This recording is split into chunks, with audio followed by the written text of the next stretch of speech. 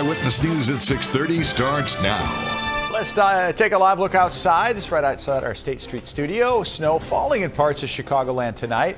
How much can you expect in the AccuWeather forecast? Preparations are underway for one of the biggest parties of the year in Chicago. And new year, new laws. What's changing in 2026? But let's begin tonight with our weather. That's right. Meteorologist Phil Schwartz is joining us now with the ABC7 AccuWeather forecast. How's it looking out there, Phil? Karen and Rob, we are just seeing a little bit of light snow here in the city. That will be picking up here within the next hour or so, and we'll get about a half an inch to an inch of snow. Tomorrow we have more snow during the afternoon hours, but by 5, 6 o'clock that snow will start to diminish. Temperature by that time will be in the upper 20s after reaching the lower 30s, but by midnight we'll be down into the mid to upper teens. So if you're going to be outside for any of the festivities, obviously you got to bundle up with a wind chill of about 5 above zero. Here's the first of two systems moving into the area. You can see the darker blue showing up mainly in the northern suburbs and sagging southeastward. So picking up around Wheeling, Buffalo Grove, Cary, up towards Lake Villa, around Libertyville, and as well as Gurnee. And this is sliding southeast. So it's got probably at least the leading edge of the more significant snow. It's probably got about another 30 to 45 minutes before it reaches the downtown area. So I'd say about 7:15 to 9 o'clock is when we'll see most of the accumulating snow. 23 right now in Skokie, 22 in Lombard, 22 at O'Hare. Tomorrow we start out dry and then more snow showers during the mid to late afternoon hours before that snow ends by tomorrow evening. All right, Phil, thank you. Well, New Year's Eve is almost here. For the first time, Chicago will be featured in a national broadcast right here on ABC7. The stage is being set up for the big performers tomorrow night, including co-host Chance the Rapper. Michelle Gallardo has a preview from the main stage at Wacker and Franklin. Setting up to host not just Chicago, but the entire country is hard work. But here in the city of big shoulders, there's no bash too big to handle.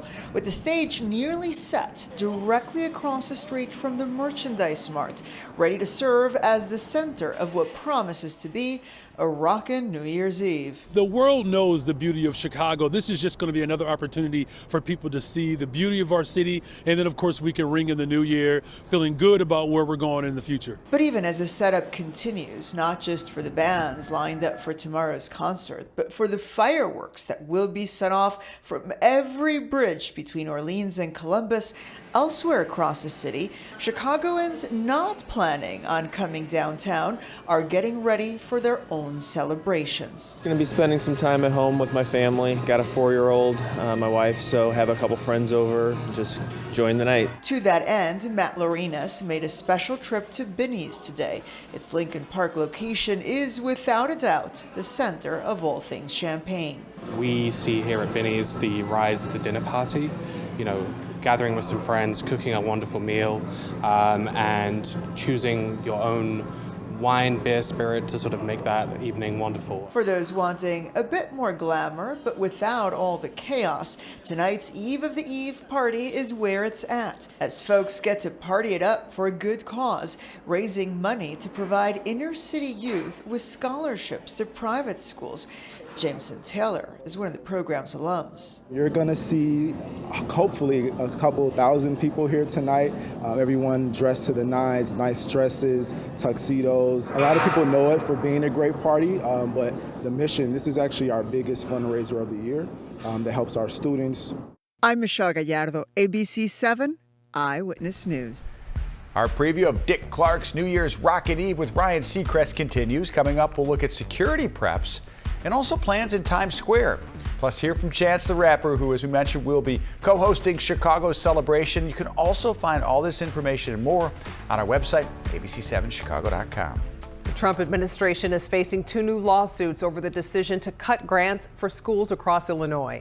Here's Sarah Schulte with a look at how the cuts could impact students and teachers here in the Chicago area. Curry High School is one of the largest in Chicago. The Southwest Side School serves students with a variety of ethnicities, many low income. With the help of a grant, the Brighton Park Neighborhood Council runs after-school programming for about 500 Curry students and over 200 parents. That grant is covering after-school academic support, tutoring, mentoring programming, groups and clubs for students, physical fitness for adults, nutrition classes, art classes for students and adults. Brighton Park Neighborhood Council's grant to run the program is about $500,000. It comes from the nonprofit Act Now Illinois. The organization distributes an $18.5 million annual federal grant throughout the state for after-school programming and community schools programs. But the Trump administration is ending the grant. It's also serving 19,000 students throughout the state. This is a catastrophic impact that it will have. Students left for winter break with these essential services, and they'll come back without them. While the U.S. Department of Education did not return our requests for a reason, Act Now says it has nothing to do with the organization's actual mission of helping all students and their families. Their reasoning had to do with the fact that this was a grant that was awarded under a previous administration, and that our original grant application no longer met the priorities of the current administration. Act Now Executive Director Susan Stanton says the Trump administration took issue with the Biden administration's grant application that included a question about racial equity. Act Now and the Brighton Park Neighborhood Council are taking legal action against the U.S. Department of Education, arguing the DOE violated rules by cutting off funds appropriated by Congress. $55 million will be cut over the life of the 3-year grant. What we've seen through our programming, for the students that are enrolled, there's been a dramatic increase in school attendance, in test scores, in grades. These types of programs are critical. Everyone knows after-school programs work.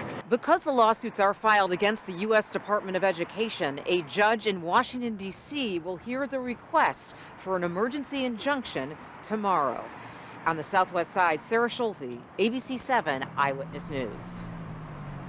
A teen facing charges tonight accused of crashing into a Chicago police SUV. 2 officers were seriously hurt. Police say Orlando Matos III was in a stolen car and ran a stop sign. The crash happened early yesterday at Racine and Waveland, about a block west of Wrigley Field. Matos is facing several felony counts, including aggravated reckless driving and possessing a stolen car. Flu activity is rising across the country, with Indiana now among the states seeing high activity. The CDC releasing updated flu numbers today for the week ending December 20th, and so levels may be even higher now. 20 states reporting very high levels of flu activity, with 9 seeing high levels. The level is lower in Illinois. A host of new laws go into effect in 2026, impacting everything from police to public libraries to hotels and grocery stores. Some stem from high-profile stories, while others are a bit more under the radar. Craig Wall takes a look at what's ahead in the new year. There will be more accountability in the hiring of police officers and increased safety in libraries under new laws taking effect when the calendar turns over. And there are also new protections for homeowners and landlords, thanks to a problem exposed by the ABC7 I-team. They've left it an absolute mess. They've destroyed the house. So many Illinois property owners have fallen victim to squatters who forced or connived their way into empty homes or apartments and then refused to leave. Current law requires a drawn-out process to get unwelcome occupants removed. That all changes January 1st with a new law allowing law enforcement to speed up evictions, prompted by the I-team's coverage of the problem. Well, this bill makes sure that you take away any rights that squatters have as a tenant. So it clearly makes a squatter a trespasser. The new year will also bring changes that will impact your wallet. The state is eliminating the 1% tax on groceries, but the new law does allow local municipalities to impose their own, which more than 600 have done. Chicago is not one of them. And drivers using the tollways will pay more under the new transit funding bill. Passenger vehicles will pay an additional 45 cents at each toll.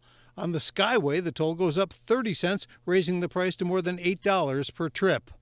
A couple of new laws impact libraries. One establishes a grant program to help the facilities upgrade their security measures. Another requires them to keep on hand a supply of opioid overdose medication known as naloxone and train people to administer it. We checked the whole area. There's nobody out walking around. After a downstate sheriff's deputy with an undisclosed troubled past shot and killed Sonia Massey after responding to her 911 call, a new law in Massey's honor will require prior employers to turn over records to agencies looking to hire an officer. That did not happen in Sean Grayson's case. It really sets about a process where there'll be a much more detailed vetting for individuals that are looking to go into law enforcement at every level of law enforcement. Starting in September of 2026, a controversial new law provides options for qualified terminally ill patients to request end-of-life medication in consultation with a doctor. All told, there will be more than 250 new laws that go into effect in 2026. Many more of them are compiled for you on our news app and website. Craig, thanks. You can also stream our squatting special on our website and news app, and some of the lawmakers will join us on our news at 6 tomorrow morning to talk about why this bill is so important. And we continue our look back to 2025, focusing on the stories with the most impact. But first, could U.S. troops be heading to Ukraine? What President Zelensky says he wants to help keep peace. And another performer cancels Kennedy Center. We'll be right back.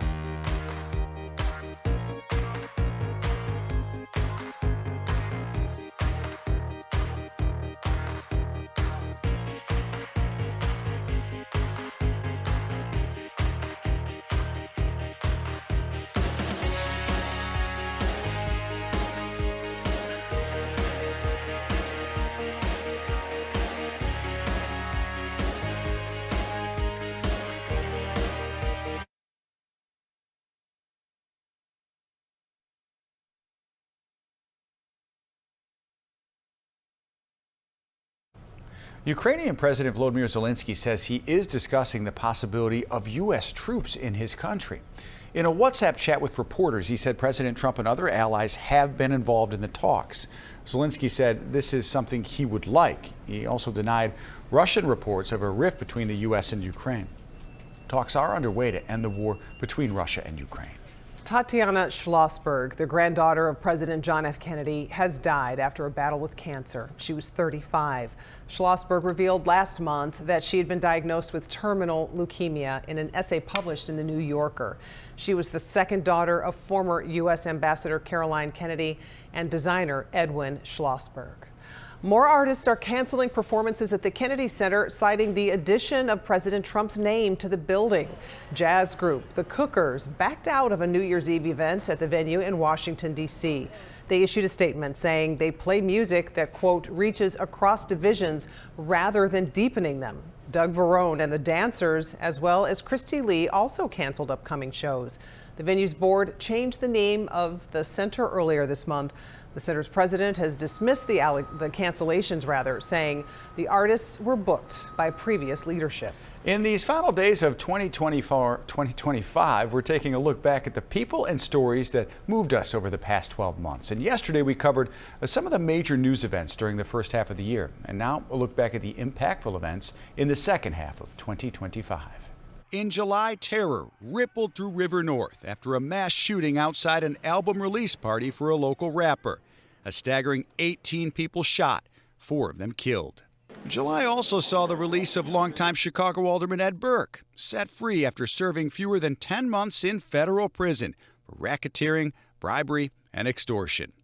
Cubs fans mourn the loss of an all-time great, Hall of Famer and second baseman Ryne Sandberg, dying at the age of just 65. After a battle with cancer. In August, Illinois was again in the national spotlight, and dozens of Democratic state lawmakers from Texas decamped to our area for weeks, hoping to block a Republican redistricting plan. Also apparently on the move, the Chicago Bears, making their strongest statement yet that they will leave Soldier Field and build a new stadium in Arlington Heights, though even now, those plans remain uncertain. August featured a Chicago Air and Water show to remember. Along with the high-flying spectacle, several residents along the lakefront reported their windows shattered as jets soared past. September saw the beginning of a sweeping immigration crackdown by the federal government. Operation Midway Blitz, resulting in the arrests of hundreds of people accused of living in the country illegally. Federal agents often confronted with fierce protests by local leaders in communities all over the area. It's an operation that continues today.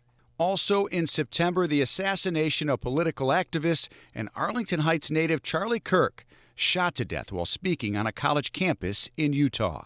In October, a legend of Loyola University basketball passed away, Sister Jean, who cheered and guided generations of students, dying at the age of 106. An unspeakable tragedy for the family of candidate for Illinois Governor Darren Bailey. A helicopter crash in Montana, claiming the lives of his son, daughter-in-law, and 2 grandchildren. Bailey vowing to stay in the race. And later that month, a former Illinois sheriff's deputy convicted of second-degree murder for shooting Sonia Massey to death in her Springfield area home. Sean Grayson opened fire after telling Massey to put down a pot of hot water. November brought a truly remarkable sight to the skies over the Chicago area, the northern lights making a rare appearance. Even those living under the city lights were able to capture strikingly beautiful images. There was also a shocking crime on a CTA train that sent shockwaves across the country. A man captured on video, setting a woman on fire, leaving her severely burned. It's a case that continues to make its way through the justice system and has led to a major push for safety improvements on the CTA. A big disruption for commuters in the Loop. In December, the city announcing a major reconstruction of the State and Lake Station, with plans to close it down for a whopping 3 years. And in the final weeks of the year, a battle over a new Chicago budget. Mayor Johnson and his allies clashing with many city council members over a proposal for a new corporate head tax to close the budget deficit. The mayor eventually allowing an alternative spending plan to pass without that head tax, avoiding a shutdown of city government. Wow, crazy to think one more day. Right. In 2025. We say goodbye. Yeah, Welcome it flew the new by. year. Yeah, Wow. welcome to the new year. A lot of people are ready. Yes. Well, we showed you how Chicago is getting ready. Coming up, we'll head to Times Square for a preview of the big ball drop. And what will the weather look like to end 2025? Big party downtown. Phil Schwartz back with your updated AccuWeather forecast.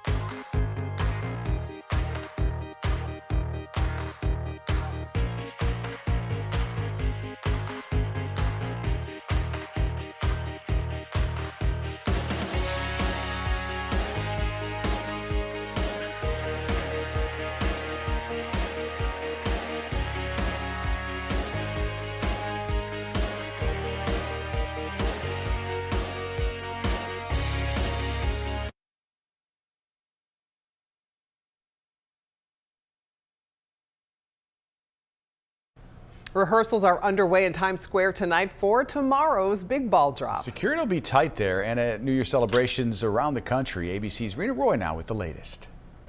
Robin, Karen, every year Times Square is America's biggest New Year's Eve party, and preps are already underway for the special night. The countdown to 2026 already underway, and this New Year's Eve celebration in New York's Times Square is expected to be bigger and better than ever. 4 drops, 4 midnight moments. Rita is going to be here with me in Times Square. We love doing this together. I'm so happy to be back. Ryan Seacrest hosting New Year's Rockin' Eve with actress and singer Rita Ora across 4 time zones. And today, the famous crystal ball doing a test run.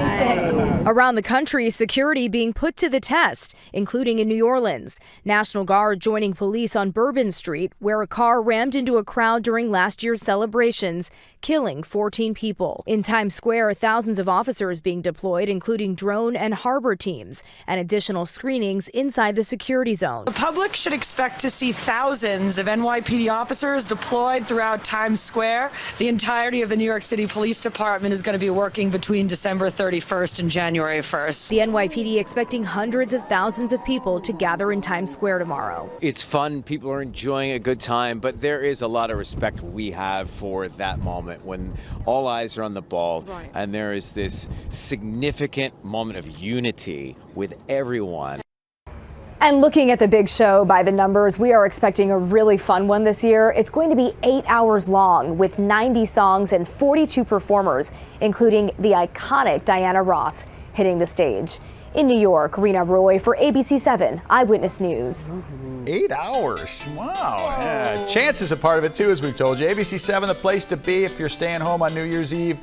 Dick Clark's New Year's Rockin' Eve with Ryan Seacrest back again this year. The fun starts Wednesday night at 7, but it sounds like it's an all-day party. Karen will be here at 9 for our shortened newscast. That's right. That's right. So be sure to tune in at 9 o'clock tomorrow. You get a little bit of news and a little bit of the dance. The dance at all 9:15. Good to know, yeah. For sure.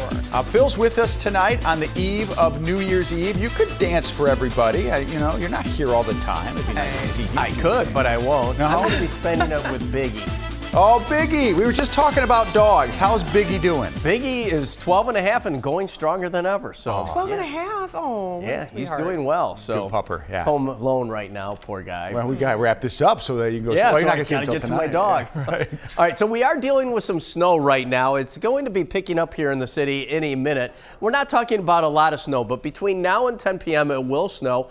Up to an inch of snow here in the city and on north. Half an inch or less if you're south and especially southwest.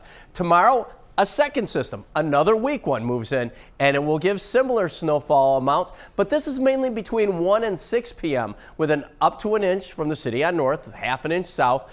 And again, that will be out in time for any of the festivities after about 8 or 9 o'clock. I think the snow will probably be pretty much over by 6 o'clock. Few flurries possible on New Year's Day in the afternoon. Little or no accumulation with that. And after that, we just don't have any snow in the forecast. So here's the first clipper. You can see how the first batch of snow kind of evaporated. Now the second area, this darker blue showing up is where we're seeing the snow just about to move into the city. It's not especially heavy, but it is slightly heavier once you get into eastern DuPage County from about Glen Ellen over towards Westmont and up towards Elmhurst and Bensonville and spreading into Morton Grove as well. So how much snow are we talking? With the first batch tonight, generally about an inch from the city on north, half an inch or less as the farther south and west you go. Then we'll start to add to these totals tomorrow afternoon. We're not talking about a lot of snow, maybe another half an inch to an inch tomorrow afternoon, with that ending by right around sunset.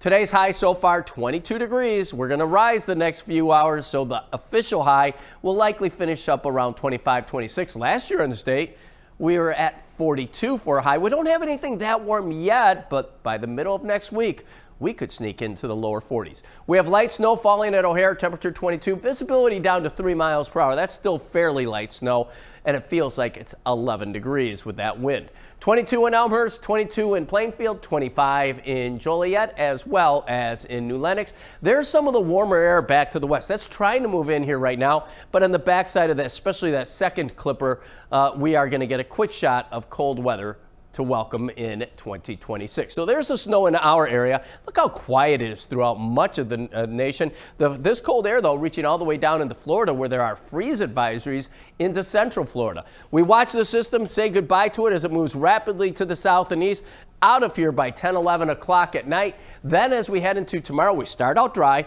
Then by about noon or 1 o'clock, we see these snow showers move back in. High temperature up to 33. Tomorrow will be noticeably warmer during the afternoon, but then those snow showers move out. Look at the timestamp here, 7:15. So for New Year's Eve, you should be dry. It will be cold, and then as we head into Thursday, the clouds return. Could be a few passing flurries with a high temperature of 21. That's the coldest of the next 7 days. So snow showers tonight. Accumulations 1 inch or less, lows by morning, low to mid-20s. We head into the day tomorrow, another batch of snow showers with that secondary clipper, mainly during the early to mid-afternoon hours, ½ an inch to 1 inch of accumulation. Highs up around the freezing mark. We look ahead to the next 7 days. Look how temperatures slowly start to climb after a cold New Year's Day. For the Bears game, lower 30s. Early next week, we go into the upper 30s. And one thing we don't have anywhere in this forecast are any big snowstorms or any storms to speak of, except for the light snow tonight and tomorrow. That's doable. Yeah, we like that. Yeah. Give Biggie our best. I will do so. Good fella. You can get the latest forecast anytime with the free ABC7 Chicago News app. Just scan the QR code on your screen for a link to download. Excitement is building downtown for tomorrow night's big event. Best party in Chicago that night is going to be right up the street on Wacker. And Chance the Rapper sits down with ABC7 ahead of his New Year's Eve hosting debut.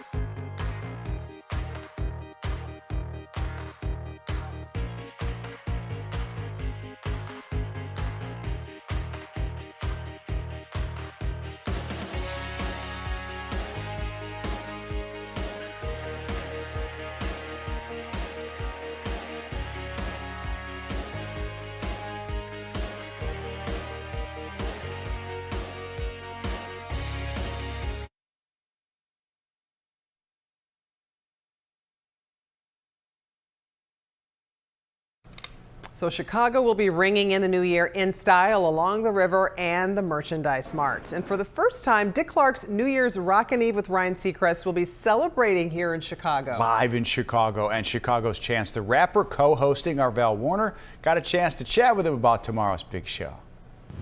How excited are you to be a part of it?